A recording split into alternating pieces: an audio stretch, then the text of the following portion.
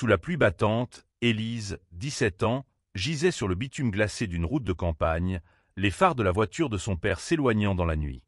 Il n'avait pas regardé en arrière, pas même un instant, après l'accident qui lui avait volé ses jambes. La raison? Une vérité qu'il refusait d'affronter. Son amour interdit pour une lycéenne coréenne, Sojin, qui bouleversait tout ce qu'il croyait. C'était en 2018, dans un village discret du sud de la France, près d'Aix-en-Provence. Élise, alors adolescente pleine de rêves, voulait devenir danseuse. Ses mouvements gracieux sur la scène du théâtre local faisaient vibrer le public, et son père, Marc, un homme d'affaires prospère mais distant, semblait enfin la voir. Pourtant, cette nuit-là, tout bascula.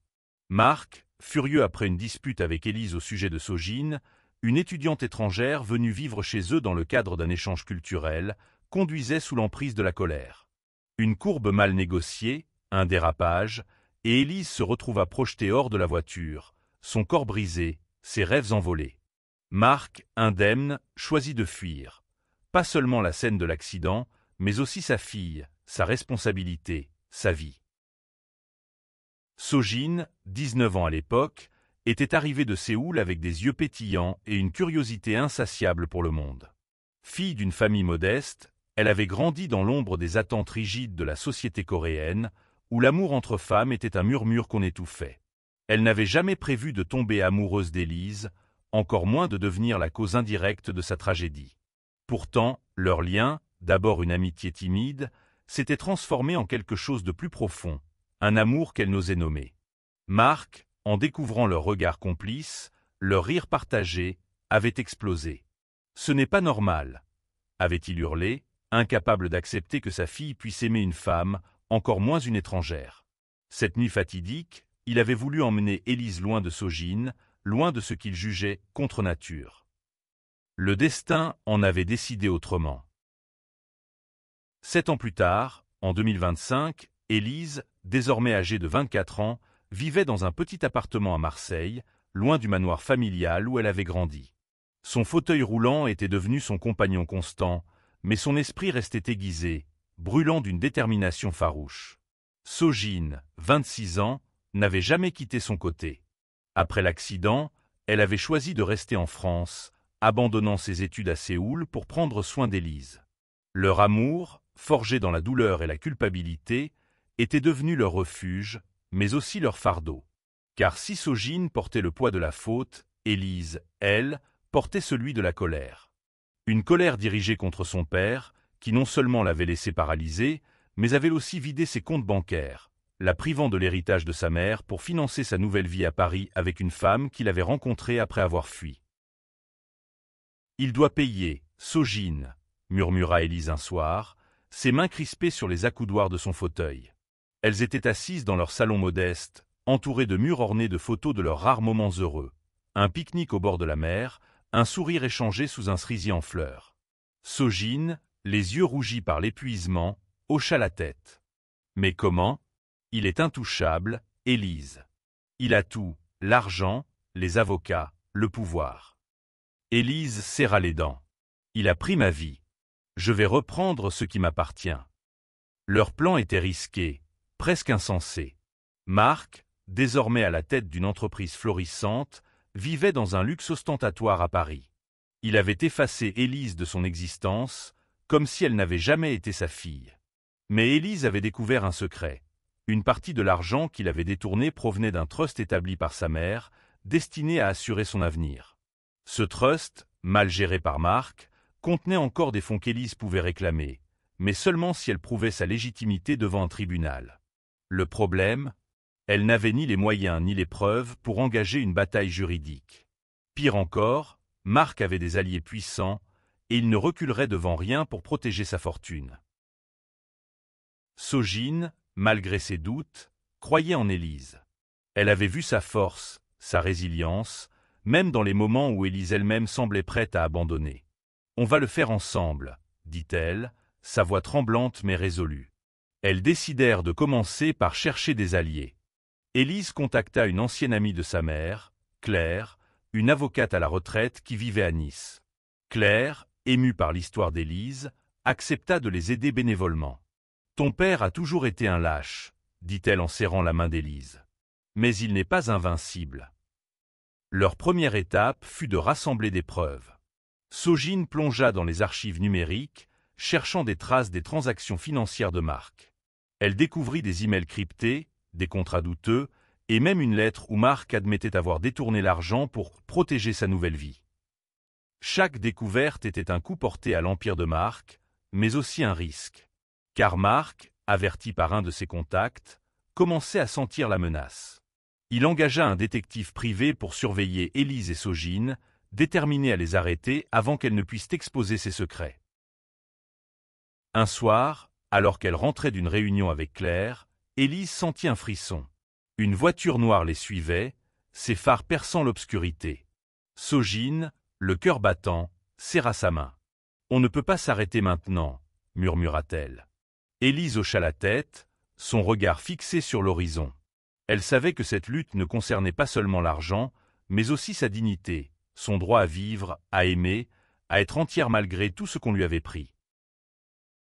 Le combat ne faisait que commencer, et les ombres du passé planaient toujours sur elle. La pluie tombait encore sur Marseille, comme un écho de cette nuit tragique 7 ans plus tôt. Élise, dans son fauteuil roulant, fixait la fenêtre de leur appartement, le reflet de son visage mêlé aux gouttes d'eau. Sojin, assise à ses côtés, triait des documents sur son ordinateur, ses doigts agiles courant sur le clavier.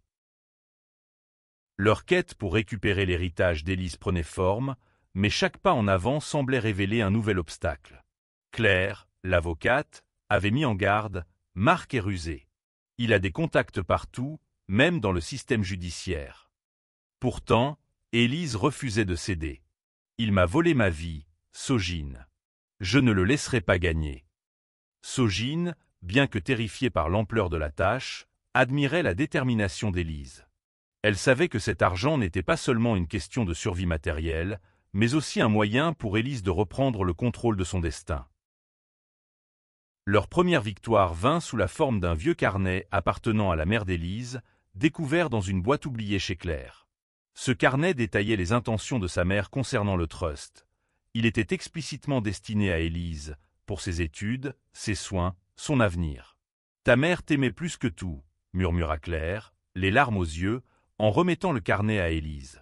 Ces mots, bien que réconfortants, ravivèrent une douleur ancienne. Élise n'avait que 10 ans lorsque sa mère était morte d'un cancer, laissant Mark seul à gérer la fortune familiale. Il avait trahi cette confiance, et Élise en payait encore le prix. Sojin, quant à elle, luttait avec ses propres démons. En Corée, sa famille l'avait reniée lorsqu'elle avait choisi de rester en France avec Élise. « Tu jettes ta vie pour une fille qui ne peut même pas marcher », lui avait craché sa mère au téléphone. Ces mots hantaient Sojin, mais elle les repoussait chaque fois qu'elle regardait Élise. Leur amour, bien que né dans la douleur, était la seule chose qui donnait un sens à sa vie. Pourtant, elle craignait que sa présence ne soit un fardeau pour Élise, un rappel constant de l'accident. Un soir, alors qu'elles examinaient les documents, Sojin tomba sur une piste inattendue. Une transaction bancaire suspecte reliant Mark à une société offshore. « Si on peut prouver qu'il a blanchi l'argent du trust, on aura une chance », dit-elle, les yeux brillants d'espoir. Mais cette découverte attira l'attention de Mark. Le détective qu'il avait engagé, un homme discret nommé Julien, commença à se rapprocher. Il les suivait dans les rues de Marseille, notant leurs moindres faits et gestes. Un jour, il intercepta Sojin alors qu'elle sortait d'un café où elle avait rencontré un ancien employé de Mark. « Dites à votre ami d'arrêter », murmura-t-il, son ton glacial. « Vous ne savez pas à qui vous vous attaquez. » Sojin, terrifiée, raconta l'incident à Élise. « Il veut nous faire peur », dit Élise, la voix tremblante mais résolue. « Mais je n'ai plus rien à perdre. » Elle serra la main de Sojin, et pour la première fois depuis des jours, elles partagèrent un moment de silence, leurs doigts enlacés, leurs cœurs battant à l'unisson. Ce lien, fragile mais indestructible, était leur force. Claire organisa une rencontre avec un jeune journaliste, Antoine, connu pour ses enquêtes sur les scandales financiers. Antoine, un homme passionné d'une trentaine d'années, fut touché par l'histoire d'Élise. « Si vous me donnez assez de preuves, Je peux publier un article qui mettra la pression sur Marc, promit-il. Mais il les avertit. Une fois que l'article sera publié, il n'y aura pas de retour en arrière. Marc fera tout pour vous détruire. Élise et Sogine passèrent des nuits blanches à compiler des preuves. Elles trouvèrent des relevés bancaires, des contrats falsifiés, et même un enregistrement audio où Marc parlait de nettoyer ses finances. Chaque découverte renforçait leur détermination, mais aussi leur peur. Une nuit, alors qu'elles rentraient chez elles trouvèrent leur appartement saccagé. Les documents étaient éparpillés, l'ordinateur de Sogine détruit. Un message griffonné sur un bout de papier disait « Arrêtez ou ça finira mal ». Sogine s'effondra, les larmes coulant sur ses joues. « Peut-être qu'on devrait t'abandonner, Élise.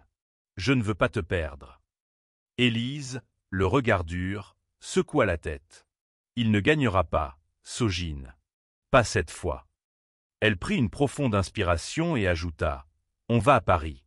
On va le confronter. » Leur décision était prise. Elles allaient affronter Marc sur son propre terrain, dans la ville où il avait reconstruit sa vie. Mais Paris était un monde inconnu, un labyrinthe de pouvoir et de trahison. Alors qu'elles préparaient leur voyage, Élise sentit une lueur d'espoir, mais aussi une peur grandissante. Marc n'était pas seulement un père absent, il était un adversaire redoutable, prêt à tout pour protéger son empire. Paris s'étendait devant elle, un océan de lumière et de promesses, mais aussi de danger. Élise, dans son fauteuil roulant, observait la ville depuis la fenêtre du train, son cœur partagé entre la détermination et l'angoisse. Sogine, assise à ses côtés, serrait un dossier contre sa poitrine, leurs preuves soigneusement rangées, prêtes à être présentées à un juge. Le voyage à Paris marquait un tournant. Claire les avait mis en contact avec une juge intègre, Madame Dubois, connue pour son impartialité dans les affaires de fraude financière. « Elle écoutera votre histoire », avait assuré Claire. Mais Élise savait que convaincre un tribunal ne serait pas facile. Marc avait des avocats redoutables, et son influence s'étendait bien au-delà de Paris. Pourtant, elle refusait de reculer. « Il m'a abandonné, Sogine. Maintenant, c'est à lui de payer. » Leur arrivée dans la capitale fut marquée par une tension palpable. Elles s'installèrent dans un petit hôtel près de Montmartre, un endroit modeste mais chaleureux. Sogine, toujours protectrice, vérifiait chaque détail. L'accessibilité de l'hôtel pour Élise, la sécurité des lieux, la proximité des transports. Mais la menace de Julien, le détective de Marc, pesait sur elles. Elles avaient repéré sa voiture à plusieurs reprises, une ombre constante dans leur sillage. Leur première rencontre avec Madame Dubois fut un mélange d'espoir et de frustration. La juge, une femme d'une cinquantaine d'années au regard perçant, examina leurs preuves avec attention. « Ce que vous apportez est sérieux, » dit-elle, « mais il nous faut plus.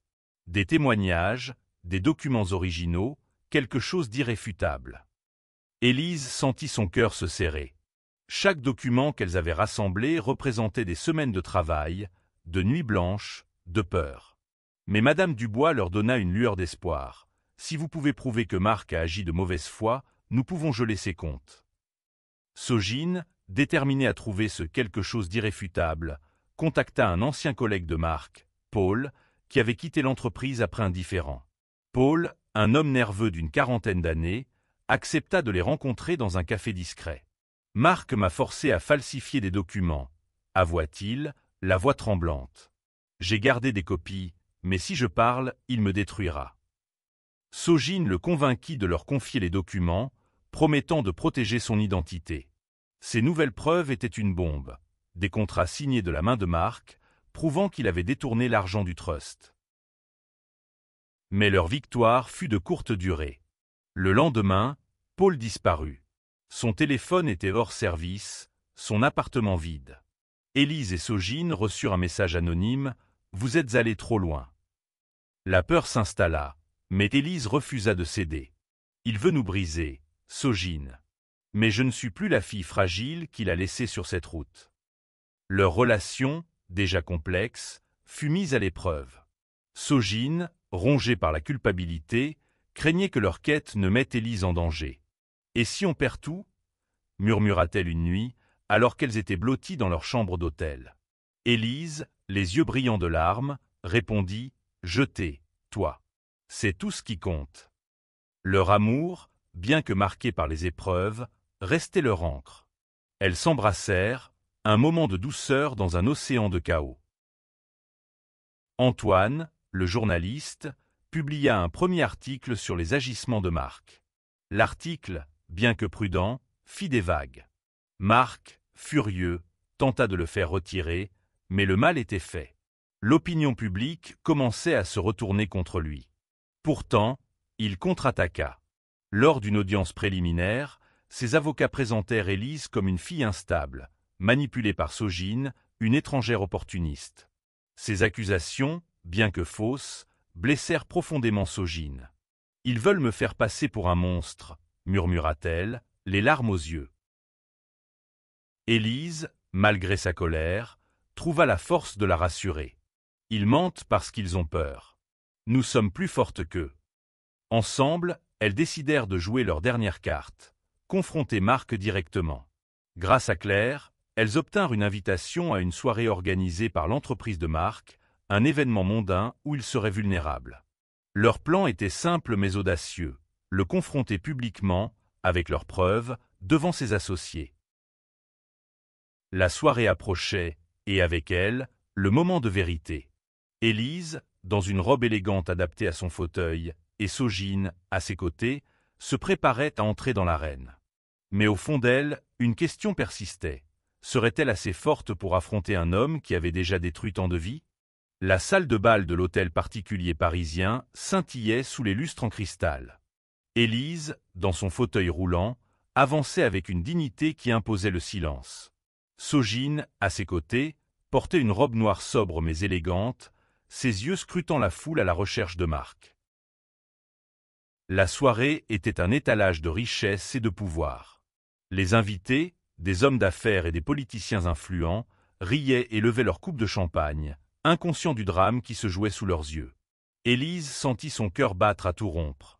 Elle n'avait pas vu son père depuis 7 ans, mais son visage, vieilli mais toujours marqué par cette arrogance froide, était gravé dans sa mémoire. Marc se tenait près d'une cheminée, discutant avec un groupe d'investisseurs. Lorsqu'il aperçut Élise, son sourire vacilla, mais il se reprit rapidement, feignant l'indifférence. Sogine serra la main d'Élise, un geste discret mais chargé de courage. « On y va », murmura-t-elle. Élise hocha la tête, son regard brûlant de détermination. Elles s'approchèrent, attirant les regards curieux des invités. « Bonsoir, papa », lança Élise, sa voix claire et ferme résonnant dans la salle. Les conversations s'arrêtèrent net. Marc blêmit, mais il tenta de garder son calme. « Élise, ce n'est ni le lieu ni le moment, » répondit-il, un sourire forcé aux lèvres. Mais Élise ne se laissa pas intimider. Elle brandit le dossier contenant les preuves, sa voix montant en intensité. « Tu m'as abandonné, paralysé, pour reconstruire ta vie avec mon argent. Ce soir, tout le monde saura qui tu es vraiment. » Un murmure parcourut la foule. Marc, acculé, tenta de détourner l'attention, accusant Élise d'être manipulée par Sogine. « Cette femme, dit-il en pointant Sogine, a profité de ma fille pour s'enrichir. » Ces mots furent un coup de poignard pour Sogine, qui baissa les yeux, blessée. Mais Élise, furieuse, défendit son amour. « Sogine est la seule personne qui m'ait jamais soutenu. Toi, tu n'es qu'un lâche. » L'intervention d'Élise fit sensation. Plusieurs invités, choqués, commencèrent à poser des questions. Antoine, présent dans la foule, enregistra discrètement la scène pour son prochain article. Mais Marc, sentant la situation lui échapper, fit signe à ses hommes de main. Julien, le détective, s'approcha, prêt à escorter Élise et Sogine hors de la salle.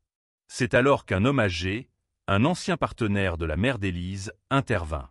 « Laissez-les parler », ordonna-t-il, son autorité imposant le silence. Élise saisit l'occasion. Elle raconta son histoire, l'accident, l'abandon, le vol de son héritage. Sogine, malgré sa peur, ajouta des détails sur les preuves qu'elles avaient rassemblées. La foule, d'abord sceptique, commença à douter de Marc. Certains de ses associés, flairant le scandale, s'éloignèrent discrètement. Marc, désespéré, tenta une dernière fois de discréditer Élise, mais ses mots sonnaient creux. La soirée se termina dans le chaos. Marc quitta les lieux sous les regards accusateurs, mais Élise savait que ce n'était qu'une bataille gagnée, pas la guerre. De retour à l'hôtel, elle et Sogine s'effondrèrent, épuisés mais soulagés. « On l'a fait », murmura Sogine, un sourire fragile sur les lèvres. Élise, les larmes aux yeux, répondit « Pas encore. Mais on est sur la bonne voie. » Les jours suivants furent intenses. L'article d'Antoine, publié dans un grand journal, fit l'effet d'une bombe. Les médias s'emparèrent de l'histoire, et Marc fut contraint de se défendre publiquement. Mais les preuves d'Élise et Sogine, combinées à la pression médiatique, commencèrent à fissurer son empire. Madame Dubois, la juge, ordonna une enquête officielle sur les finances de Marc, gelant temporairement ses comptes. Pourtant, le danger n'avait pas disparu. Julien, toujours à la solde de Marc, intensifia sa surveillance. Une nuit, alors qu'Élise et Sogine rentraient d'un rendez-vous avec Claire, elles trouvèrent leur chambre d'hôtel forcée. Rien n'avait été volé, mais un message clair était laissé. Une photo d'elles deux, prise à leur insu, avec un mot « dernier avertissement ». Sogine, terrifiée, proposa de rentrer à Marseille. « On a fait assez, Élise. On peut encore vivre, même sans cet argent. » Mais Élise, plus déterminée que jamais, refusa. « Il m'a pris mes jambes, ma famille, mon avenir. Je ne le laisserai pas prendre notre dignité. » Leur amour, mis à l'épreuve par la peur et les doutes, devint leur bouclier. Elles décidèrent de rester à Paris, prêtes à affronter la prochaine étape, quelle qu'elle soit. L'aube parisienne baignait leur chambre d'hôtel d'une lumière pâle. Élise, réveillée par un cauchemar, fixait le plafond, son esprit tourmenté par le visage de son père. Sogine, encore endormie, murmurait doucement dans son sommeil, sa main reposant sur celle d'Élise. Leur confrontation publique avec Marc avait porté ses fruits, mais à un prix. Les médias, bien que de leur côté, avaient transformé leur vie en spectacle. Élise détestait voir son histoire étalée dans les journaux, son handicap et son amour pour Sogine disséqués par des inconnus. Pourtant, elle savait que cette visibilité était leur arme. Chaque article, chaque émission qui mentionnait leur combat affaiblissait Marc un peu plus. Madame Dubois avança l'enquête, convoquant Marc pour une audience officielle. Élise et Sogine passèrent des jours à préparer leur témoignage, soutenus par Claire et Antoine. Mais Marc, fidèle à lui-même, contre-attaqua. Il engagea une campagne de diffamation, payant des blogueurs pour salir la réputation de Sogine, l'accusant d'avoir manipulé Élise pour son propre profit. Ces attaques touchèrent Sogine au plus profond d'elle-même. « Peut-être que je suis un fardeau », murmura-t-elle un soir, les yeux baissés. Élise, furieuse, la prit dans ses bras. « Tu es ma raison de vivre, Sogine. Ne les laisse pas te faire douter. » Leur amour, bien que fort, était mis à rude épreuve. Sogine, marquée par les valeurs conservatrices de son éducation coréenne, luttait pour accepter leur relation sous les feux des projecteurs. En Corée, l'amour entre femmes était encore tabou, et elle craignait que sa famille, déjà distante, ne la rejette définitivement. Élise, de son côté, portait le poids de son handicap et de sa colère contre Marc. Mais dans leurs moments de doute, elles se retrouvaient, leurs mains entrelacées, leurs regards disant ce que les mots ne pouvaient exprimer. L'audience arriva, un moment décisif. Dans la salle du tribunal, Élise, dans son fauteuil, raconta son histoire avec une clarté déchirante. Elle parla de l'accident, de l'abandon, du vol de son héritage. Sogine, à ses côtés, témoigna des preuves qu'elles avaient rassemblées, sa voix tremblante mais ferme. Marc, face à elle, tenta de jouer la carte de l'émotion, prétendant avoir agi pour protéger sa fille. Mais ses mensonges s'effondrèrent sous le poids des preuves. Les contrats falsifiés, les relevés bancaires, l'enregistrement audio. Madame Dubois, impassible, annonça une décision préliminaire. Les comptes de Marc resteraient gelés jusqu'à la fin de l'enquête. C'était une victoire, mais pas encore la fin. Marc, furieux, quitta le tribunal sans un regard pour Élise. Mais elle sentit, pour la première fois, qu'il avait peur. Leur triomphe fut de courte durée. Julien, le détective, devint plus agressif. Une nuit, il tenta d'intimider Sogine dans une ruelle sombre près de leur hôtel. « Tu crois que tu peux détruire Marc ?» siffla-t-il, son visage à quelques centimètres du sien. Sogine, terrifié mais résolu, répondit « Nous voulons juste justice. » Julien la laissa partir, mais son regard promettait des représailles. De retour à l'hôtel, Sogine s'effondra dans les bras d'Élise. « Je ne sais pas si je suis assez forte pour ça, » avoua-t-elle. Élise, le cœur lourd, caressa ses cheveux. « Tu es plus forte que tu ne le penses. Et on est ensemble. » Ce soir-là, elles parlèrent de leur avenir, de ce qu'elles feraient si elles gagnaient. Élise rêvait d'ouvrir une école de danse adaptée pour les personnes handicapées, un lieu où elle pourrait transmettre sa passion. Sogine, elle, voulait écrire un livre sur leur histoire, un témoignage pour inspirer d'autres femmes comme elle. Leur rêve fut interrompu par une nouvelle alarmante. Paul, l'ancien collègue de Marc, avait été retrouvé blessé dans un accident de voiture. Bien que vivant, il refusait désormais de témoigner, par peur pour sa famille. Élise et Sogine comprirent que Marc jouait ses dernières cartes, prêt à tout pour les arrêter. Mais elles aussi avaient un atout, l'opinion publique. Grâce à Antoine, leur histoire touchait des milliers de personnes, et une pétition en ligne pour soutenir Élise recueillit des dizaines de milliers de signatures. Alors que l'enquête avançait, Élise et Sogine reçurent une invitation inattendue. Une interview télévisée dans une émission populaire. C'était une chance de raconter leur histoire au monde entier, mais aussi un risque. Marc, acculé, pouvait devenir encore plus dangereux. Pourtant, Élise n'hésita pas, c'est notre moment, Sogine. On va leur montrer qui nous sommes. Le plateau de télévision était éblouissant, un contraste brutal avec la simplicité de leur vie. Élise, dans son fauteuil roulant, et Sogine, à ses côtés, faisaient face à la caméra, leurs mains jointes sous la table. L'animatrice, une femme chaleureuse mais incisive, posa des questions qui allaient droit au cœur. « Élise, parlez-nous de cette nuit où tout a changé, » demanda-t-elle. Élise prit une profonde inspiration, sa voix tremblante mais claire. Elle raconta l'accident, l'abandon de son père, la douleur de perdre ses jambes et ses rêves. Sogine compléta son récit, expliquant comment elles avaient découvert les malversations de Marc. Leur honnêteté, leur vulnérabilité touchèrent le public. Les réseaux sociaux s'enflammèrent, des messages de soutien affluent de France, de Corée, du monde entier. Mais l'interview ne fut pas sans conséquences. Marc, furieux, intenta une action en diffamation contre elles, affirmant qu'elles avaient fabriqué les preuves. Ses avocats déposèrent une requête pour faire annuler l'enquête de Madame Dubois. Élise et Sogine, bien que soutenus par l'opinion publique, sentirent la pression monter. « Il ne s'arrêtera jamais », murmura Sogine, les yeux pleins de larmes. Élise, malgré sa propre peur, répondit « Alors nous non plus ».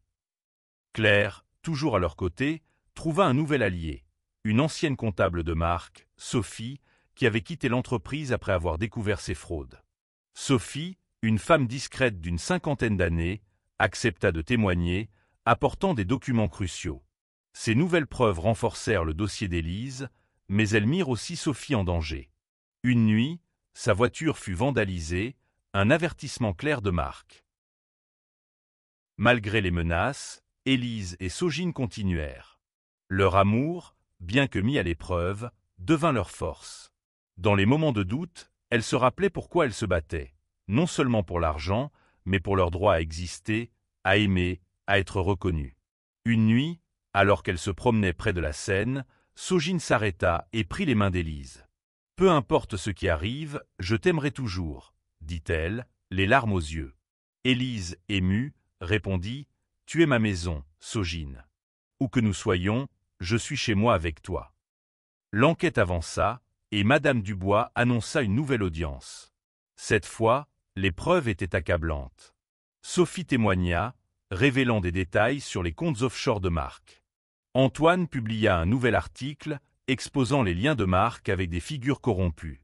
L'empire de Marc s'effondrait, mais il tenta une dernière manœuvre.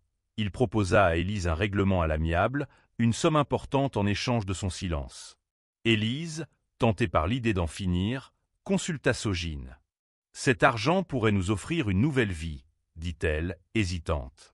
Mais Sogine secoua la tête. « Ce n'est pas seulement pour nous. C'est pour toutes les personnes qu'il a blessées. » Élise refusa l'offre. Elle voulait la justice, pas un compromis. Mais cette décision mit Marc en rage. Julien, son détective, devint plus audacieux, suivant Élise et Sogine à chaque pas. Une nuit, alors qu'elles rentraient à l'hôtel, elles furent suivies par une voiture inconnue. Sogine, paniquée, appela Claire, qui leur conseilla de se cacher. Elles trouvèrent refuge dans un petit café, attendant que la menace passe. Le lendemain, Antoine reçut une information explosive. Un enregistrement de Marc admettant ses fraudes lors d'une conversation avec un associé.